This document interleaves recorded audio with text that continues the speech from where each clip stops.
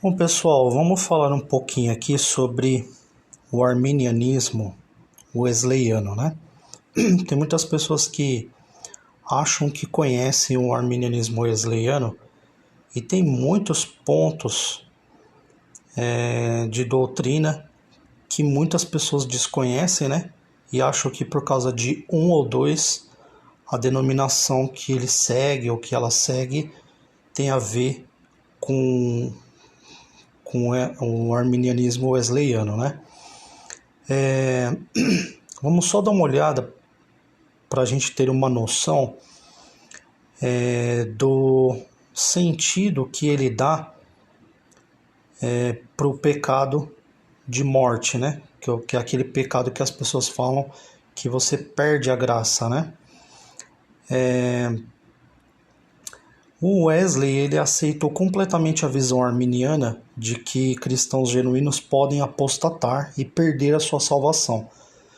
Então ele demonstra claramente isso no seu comportamento, nos seus discursos e tal, né?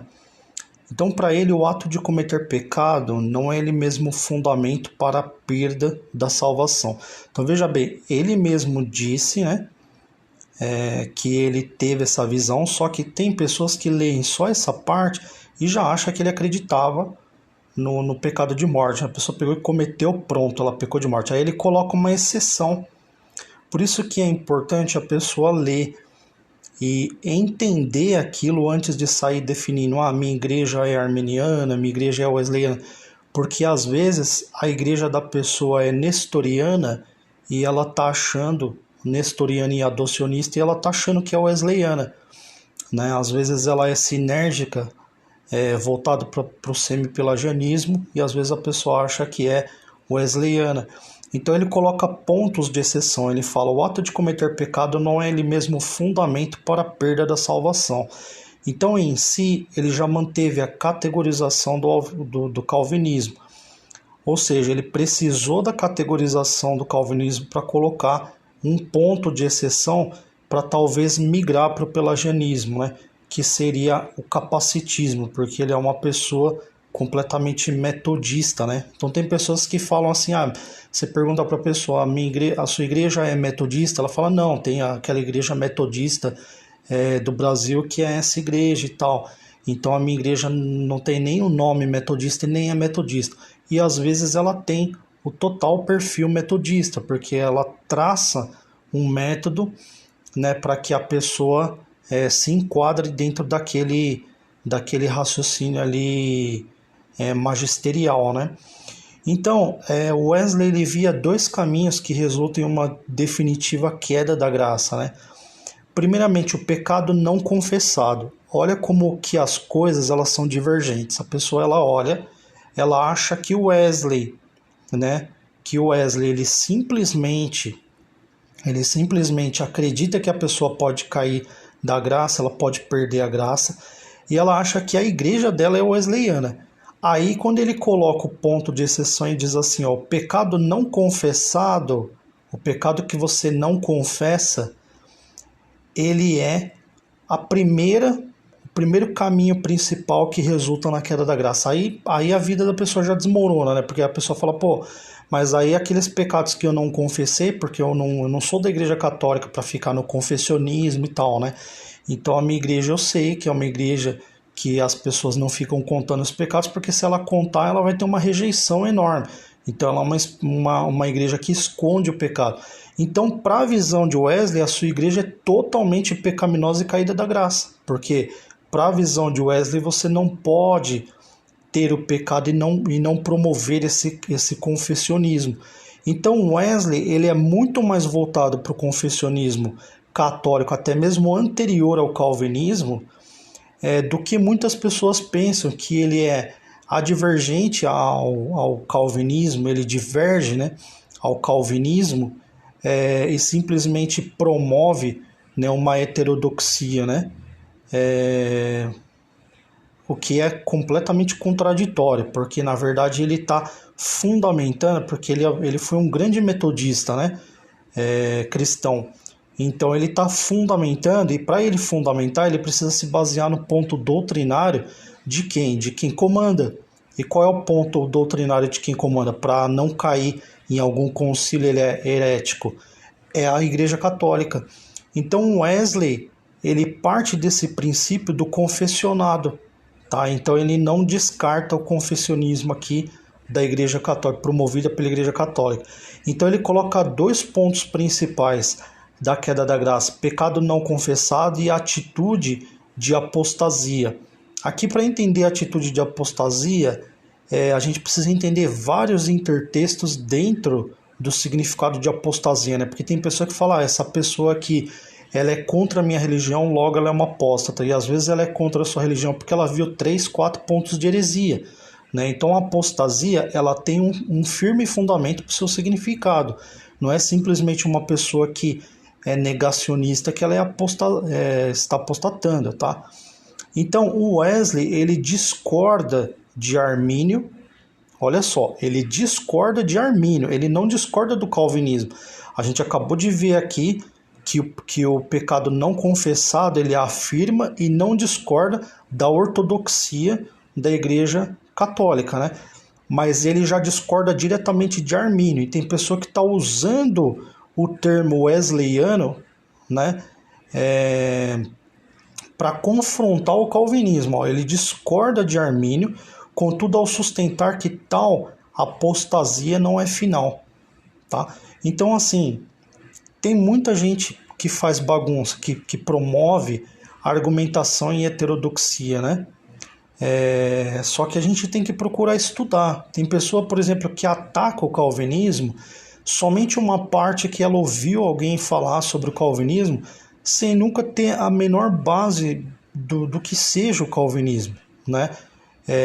E as pessoas gostam muito de falar que agora a gente está nessa geração Z e geração moderna, né? A geração millennial, que agora está adentrando nessa era do celular.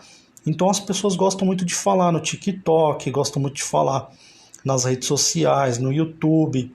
Só que as pessoas não estão lendo, tá? Elas não estão lendo para poder manter o conceito daquilo que essas pessoas, o legado que essas pessoas deixaram, né?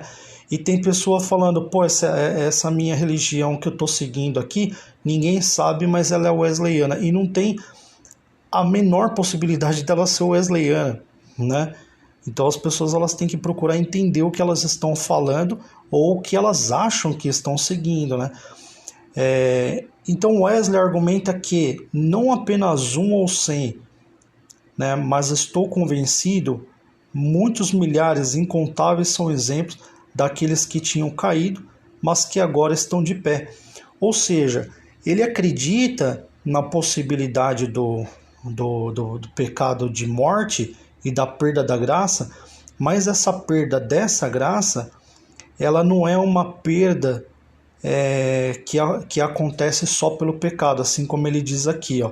As experiências elas têm que ser profundas e prolongadas, ou seja, se a pessoa simplesmente ela cometeu o pecado porque ela não suportou a questão da sua herança pecaminosa, né? Então ela vai pecar por diversos motivos, né? Se você olhando para a mulher do parceiro, você já comete o pecado. Você imagina aquela pessoa que ela acredita que o suicídio é um pecado e ela pensa em se suicidar, né?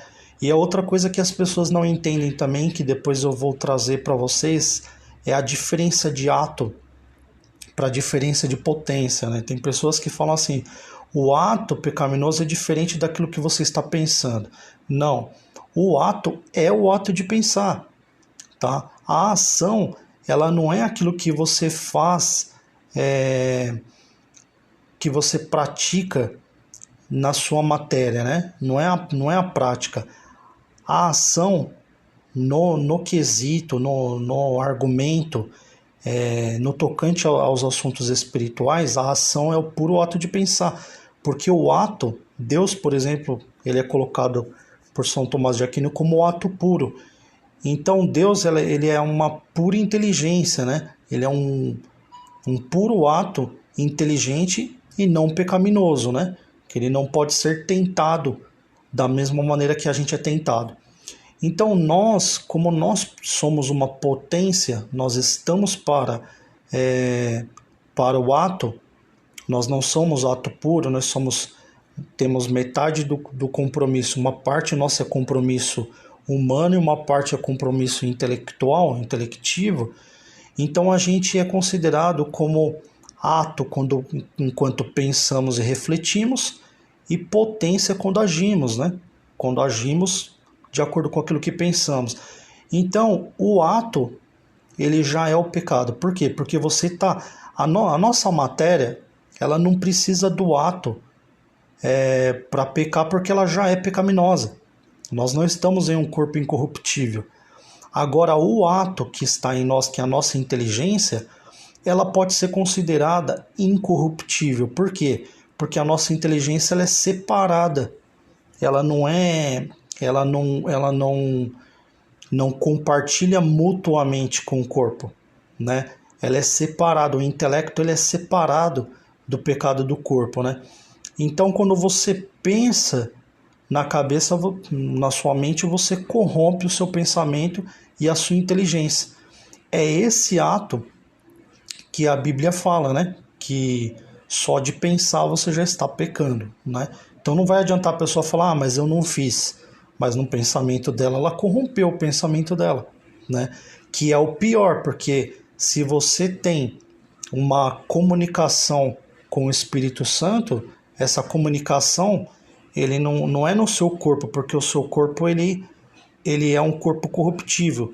Essa comunicação é intelectiva, tá? Então essa comunicação ela vai convencer você, né? Ela vai te prover alguns dons para te consolar, que é outra coisa que as pessoas também não entendem, né? Que as pessoas acham que o Espírito Santo ele vai ficar capacitando você, que você vai ter esse mesmo corpo e que esse corpo vai ser regenerado. Isso seria não só uma heresia, mas também uma apostasia, porque aí você está contradizendo pontos de doutrina sólidos dentro da ortodoxia. Mas depois eu entro nesse assunto, a gente toca nesse assunto depois, aqui passou bastante de 10 minutos de live. Espero que vocês tenham gostado. Se caso vocês tenham gostado, dê o joinha de vocês, compartilhem que eu trago mais assuntos para vocês, ok? Um grande abraço a todos e até a próxima.